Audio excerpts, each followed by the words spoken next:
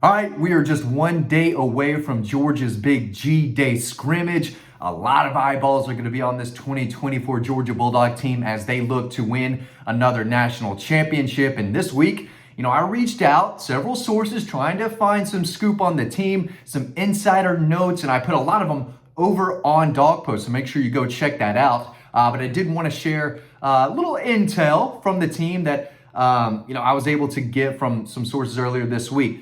Now, the first thing I want to talk about are some of the freshmen. Everyone wants to talk about the freshmen. It's a very good group. Georgia signed the #1 class in the country. Almost all of them are already on campus, and a few of them have been turning heads. But the two guys that I heard about the most from one specific source was offensive lineman Daniel Calhoun, who is now down to 325 pounds. He's been working hard. He was the kid from Walton High School, just bulldozing kids on a consistent basis last year. He came in, I think, if I remember correctly, around 360 in November. He's down to 325, working his tail off, eating right. I've been told that the nutrition program at Georgia is elite. The strength and conditioning staff, Coach Scott Sinclair, those two programs have done a tremendous job. Everyone knows about Kirby Smart and the coaching staff and the players, but the behind the scenes programs, all the details matter, and that's why this program is so successful. And a lot of it is due to the nutritionists that are working closely with these players, the guys that are with them in the weight room. Those guys are just as elite as Kirby Smart and this staff. That sounds crazy, but the people behind the scenes are doing a tremendous job with this football team and these freshmen. Nair Daniels was at 390 pounds. He's gotten down. I was told he lost over 40 pounds. I don't know how that's possible, but they did it at Georgia. So the offensive line group, the freshmen, are really coming on, but Daniel Calhoun is a guy that I continue to hear about. Defensively, KJ Bolden, heard his name last night again. Ellis Robinson, the 5-star corner, has been good, showing a lot of promise. I think he's going to be a multi-year starter for Georgia, a very promising future. But I keep hearing about KJ Bolden. I keep hearing about him. If he played for me, he'd play on offense. He is going to play defense at Georgia, safety. He's got size. He's got length, 6'1", probably 185, 190 pounds. Track speed. He's one of the fastest guys I've covered over the last couple of years. Had probably the most impressive kick return I've ever seen at the high school level against Grayson in the playoffs. Buford lost that game, but that guy, there was not a lot of scoring, but Grayson kicked off to him after scoring. He broke 2 tackles, made 2 guys miss, and then took off and outran everyone, zigzagging his way to the end zone. It was incredible. The kid can play, and apparently he's turning heads already. The ball skills, the toughness, the size, the instincts. He's going to be very, very good at safety, but I'm a speed guy.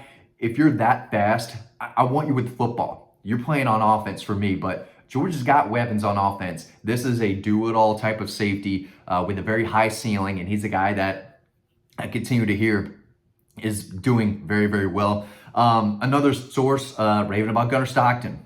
Gunnar Stockton, we're not going to see everything that he's capable of at G-Day.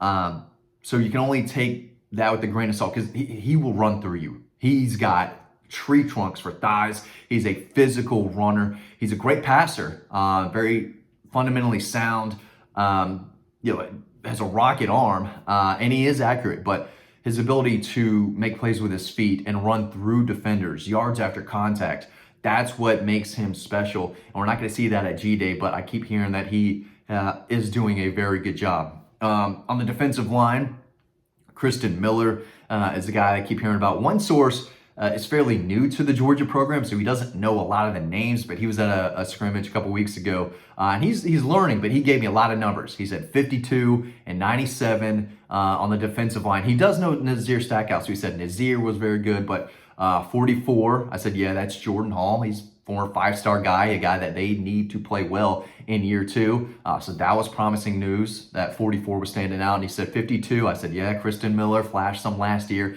He should be able to make some plays. And they said 97. I said, yeah, Warren Brinson, been there forever now. He could have, should have an impactful year as well. So he's the offensive line, defensive line, they're pushing each other. They're really pushing each other. He said that the starting offensive line group, that they work with a guy behind them, either a freshman or second-year player, where they're connected. And this player said, if Daniel Calhoun is working with Tate Ratledge, if Tate Ratledge does something wrong, they're both running. If Daniel Calhoun does something wrong, which happens as a freshman, no one's perfect. He said, then Tate has to run. So there's so much accountability, especially from what I heard on the offensive line. I'm sure other position groups are the same, but the accountability is really tremendous. And it's something that I'm not sure is happening at other programs where these guys are so tight. I do know at other programs, once practice and meetings are over, a lot of guys go do their own thing. They've got their own friend group. At Georgia, they're all hanging out with each other after practice, after meetings, after class, and their free time and their spare time, the little they have, they're all hanging out with each other still. There's a very close bond with these guys, and a lot of that goes back to the skull sessions, figuring out who your teammate is, why he's playing, why did he make football such a big part of his life to where he was able to earn a scholarship and play at a place like the University of Georgia. Everyone's got their why. A lot of people play for their mom. A lot of people play for their coach or themselves. Everyone's got a reason. And at Georgia, all these players know their teammates' reason. At linebacker, I'm going to keep moving forward here because I could talk about the other aspects of the program for a while. I just keep hearing everything behind the scenes is everyone does such a great job within the program. It's not just Kirby and the coaches building this team. It's the nutritionist and the weightlifting guys, the coaches, the strength and conditioning guys. But at linebacker, keep hearing good things about Raylan Wilson, CJ Allen, just that they're improving. He said Roderick Robinson. Here's a little note. Oh, you're gonna like this. One source said that they're running through teams this year. He goes, Matt, I know they have Carson Beck. I know Carson's very good. I know that he's one of the best quarterbacks in college football, but they're going to run through some teams. I know they've got weapons on the outside, but trust me, they've got bowling balls, and they are going to run over defenses this year.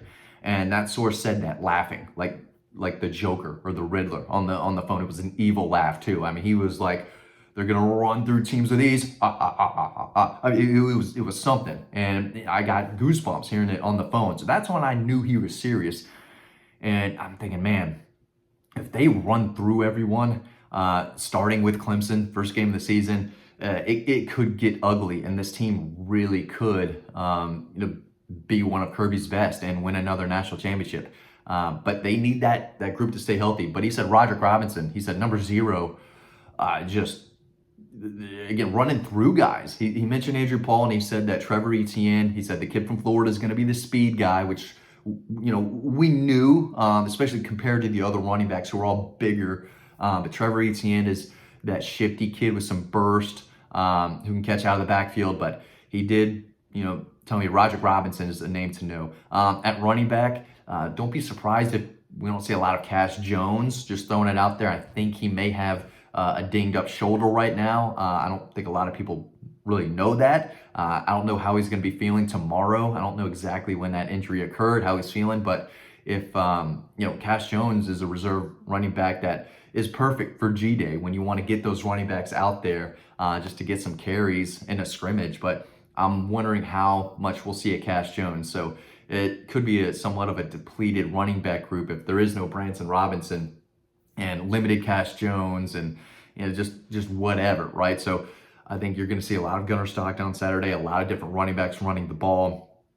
At wide receiver, the source gave me the numbers. He wasn't sure about the names. He said 11, 6, and 86. I said, yeah, the fastest guy on the team, Arian Smith.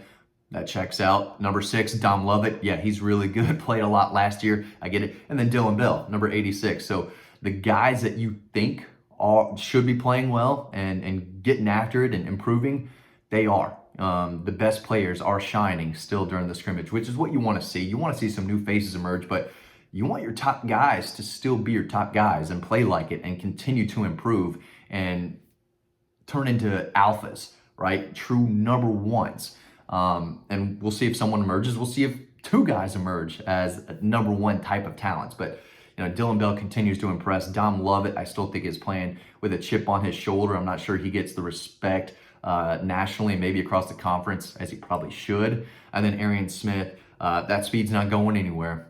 It's not going anywhere. He's not getting any slower, folks. That kid is a weapon. And if he continues to work hard and progress and connect a little bit with Carson Beck more down the field, he's a game changer. There's no doubt about it. So just a few notes heard about. So again, Daniel Calhoun, offensive lineman, that true freshman is starting to make waves. I don't think he's going to start this year just because their starting five is pretty solid. But KJ Bolden in the secondary, continue to hear his name. Definitely got to keep an eye on. I think he's going to make several plays at G-Day. Y'all, thanks for watching this video. Really appreciate it. I want to see you over on Dawg Post. We got a lot of scoop, a lot of recruiting updates. We're going to have a lot of stuff from G-Day over on the website. You can sign up to our free newsletter. That link is down below. You can read a lot of free stories over on Dawg Post. So make sure you check that out. Thanks for watching this video. Hope to see you on the website.